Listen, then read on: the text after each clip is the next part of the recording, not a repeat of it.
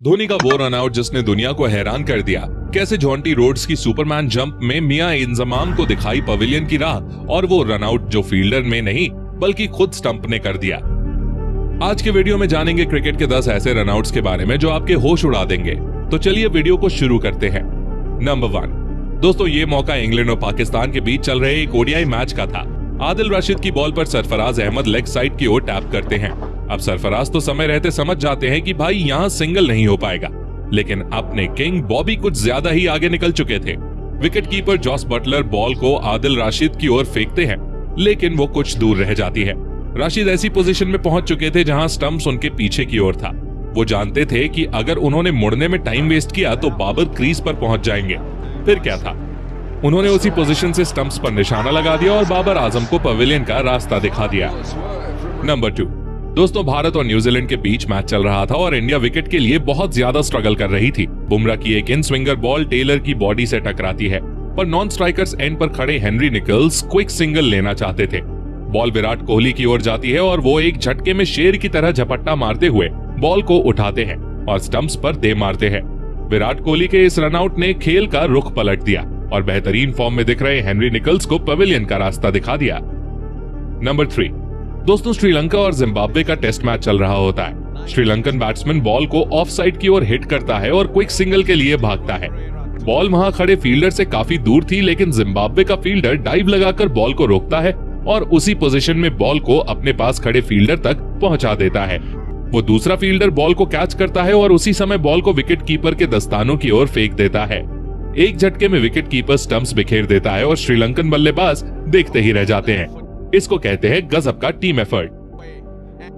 Number 4 दोस्तों, साल 1992 का वर्ल्ड कप चल रहा था और साउथ अफ्रीका के सामने पाकिस्तान की चुनौती थी। गाबा का मैदान और पाकिस्तान को जीत के लिए 212 रन का टारगेट था। ब्रायन मैकमिलन की एक बॉल इंजमाम मिस कर देते हैं और बॉल पॉइंट की ओर जाती है। इंजमाम सिंगल लेना चाहते थे, पर नॉन स्ट्राइकर्स एंड पर खड़े इमरान मना कर देते हैं। बॉल पॉइंट पर खड़े जॉन्टी रोड्स के हाथ में थी और सामने 1 से 1.5 स्टंप का व्यू रहा होगा।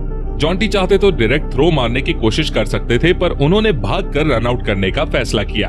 आधा रास्ता पार करने के बाद जॉन्टी को एहसास हुआ कि वो शायद लेट हो जाएंगे, तो उन्होंने सुपरमैन की तरह जंप लगाते हुए स्टंप्स को बिखेर दिया और वो रन आउट किया जिसे क्रिकेट इतिहास का बेस्ट रन आउट कहा जाता है। नंबर 5 दोस्तों, बल्ले से तो आपने विराट कोहली का जादू हमेशा ही देखा है, पर आज मैं आपको विराट कोहली की अद्भुत फील्डिंग दिखाने वाला हूँ। मौका था भारत और न्यूजीलैंड के T20 मैच का। शिवम दुबे की एक बॉल को कॉलिन मुनरो स्वीपर कवर पर खेलते हैं। बॉल बाउंड्री पर खड़े शार्दुल ठाकुर के पास जाती है। इधर मुनरो जल्दी से 2 रन भागने का प्लान बना चुके थे। शार्दुल वहीं से डायरेक्ट हिट मारने की कोशिश करते हैं, पर बीच में विराट कोहली खड़े हुए थे। कोहली ने शार्दुल की थ्रो को कैच किया और फुल स्पीड से मुनरो के एंड पर बॉल को फेंका। बॉल जाकर स्टंप्स पर लगी और कॉलिन मुनरो रन आउट होकर लौट गए। ऐसे रन आउट तो बार बार देखने का मन करता है। नंबर 6 दोस्तों, बांग्लादेश प्रीमियर लीग के एक मैच के दौरान एक ऐसा रनआउट देखने को मिलता है जो once in a lifetime moment था। हुआ कुछ यूं कि थिसारा पनेरा की बॉल पर आंद्रे रसल पीछे की तरफ टैप करते हैं और सिंगल के लिए भाग जाते हैं।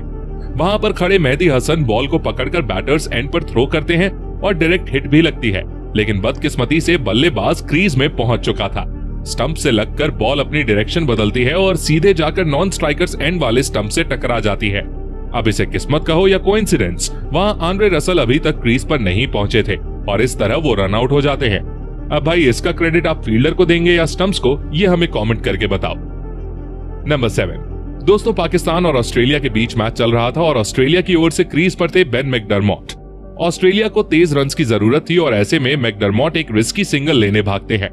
लेग साइड पर खड़े फकार जमान बॉल को डाइव लगाते हुए पकड़ते हैं और बिना कोई निशाना लगाए अंदाजे से बॉल को स्टंप्स की तरफ फेंक देते हैं, पर किस्मत से ये सीधी स्टंप्स पर लगती है और बेन मैकडरमॉट रन आउट हो जाते हैं।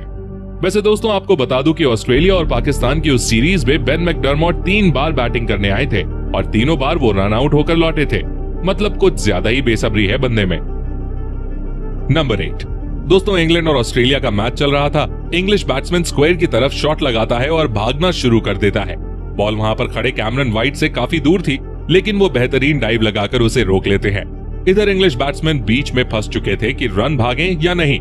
इतने में कैमरन वाइट उसी अनस्टेबल पोजीशन में स्टंप्स की ओर थ्रो करते हैं और किस्मत से बॉल स्टंप्स पर लग भी जाती है। भाई ये रन आउट तो सच में गजब का था। नंबर 9। दोस्तों, वो डायलॉग तो आपने सुना होगा, चीते की चाल, बाज की नजर और बाजीराव की तलवार पर कभी संदेह नहीं करते, कभी भी मात दे सकती है। इस लिस्ट में आप रविंद्र जडेजा की फील्डिंग को भी ऐड कर सकते हो। मौका था भारत और ऑस्ट्रेलिया के मैच का। कुलदीप यादव की बॉल पर उस्मान ख्वाजा ऑफ साइड की ओर शॉट मारते हैं, लेकिन गलती उनसे ये हो गई कि बॉल जडेजा के पास गई थी और उन्होंने रन लेने की जरूरत कर दी। जडेजा ने जल्दी से बॉल को पकड़ा और स्टंप्स की तरफ फेंक दिया। बीच में खड़े कुलदीप यादव साइड हुए और निशाना सीधा स्टंप्स पर लगा, और इस तरह सर जडेजा ने उस्मान ख्वाजा को पवेलियन की राह दिखा दी। शायद वो भूल गए थे कि फील्डर कौन है। नंबर 10। अब मैं आपको दिखाता हूं धोनी का no look run out. New Zealand के batsman Ross Taylor leg side की ओर शॉट मारते हैं।